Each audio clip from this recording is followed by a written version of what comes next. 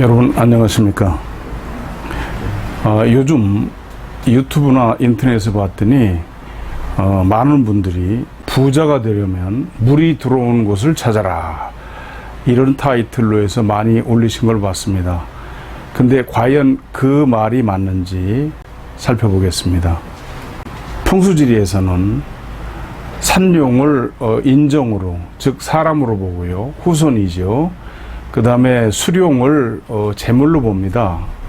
그렇기 때문에 물이 들어오면 좋긴 좋습니다. 그러나 물이 어떻게 들어오느냐에 따라서 완전히 달라집니다. 산도입니다. 이러한 곳에 집이나 산소가 있습니다. 그런데 물이 이렇게 앞으로 들어온단 말이죠. 그러면 이런 것을 헌화혈이라고 그럽니다.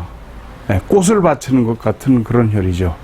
그래서 헌화혈이 되면 모두 재물이 모두 사라진다, 그렇게 되어 있습니다. 물이 들어오는데 왜 재물이 사라지느냐? 물은 저 뒤에서부터 내려오는 생기를 가로막는 일을 합니다. 그렇기 때문에 물이 양쪽에서 감싸고 내려오고 중앙에서도 감싸고 내려와서 합쳐져서 보이지 않게 흘러나가야 재물이 고이는 겁니다. 그런데 물이 일직선으로 들어오든지 물이 전면으로 들어오든지 또는 물이 전면으로 일직선으로 빠져나가면 이건 아주 손해가 큰 재물이 흩어지는 그런 자리가 되겠습니다. 이 사진을 보시면 물이 전면으로 이렇게 들어오는 것을 알 수가 있습니다. 이런 것이 바로 헌화혈입니다.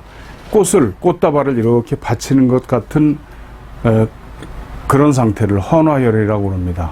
그래서 물이 일직선으로 들어오든지 일직선으로 나가면 부자가 되는 게 아니라 오히려 재물이 모두 다 흩어진다. 그래서 탕산지지라고 그렇게 말을 합니다. 제 후배 교수가 은퇴 후에 살 집을 하나 장만하겠다고, 선배님 좀 봐주십시오. 그래서 갔습니다. 갔더니 물이 이렇게 해서 앞으로 찔러서 들어옵니다. 그래서 여기 집을 지면 안 된다 하고 제가 사진이 필요해서 이렇게 찍어왔던 그런 사진입니다. 물이 이렇게 앞으로 찔러 들어오면 헌화혈이라고 그래서 재물이 흩어진다, 그 말씀입니다. 마찬가지로 물이 일직선으로 앞으로 나가도 똑같은 결과가 있게 됩니다. 이 자리를 보세요. 이 묘의 주인이 이 일대에서 땅이 제일 많고 가장 큰 부자였다고 합니다. 근데 이분이 돌아가시고 여기에다 묘를 쓰고 나서 이 집안이 모두 다 팔고 다 떠났다고 합니다. 여기 보시면 낮은 지대, 말하자면 물을 분다 하면 물이 이렇게 다 모여서 쓸려 나가게 되겠죠, 앞으로 쭉. 이런 곳도 마찬가지로 물이 일직선으로 들어오는 곳과 똑같이 재물이 모두 사라진다고 하는 그런 곳입니다. 마찬가지죠.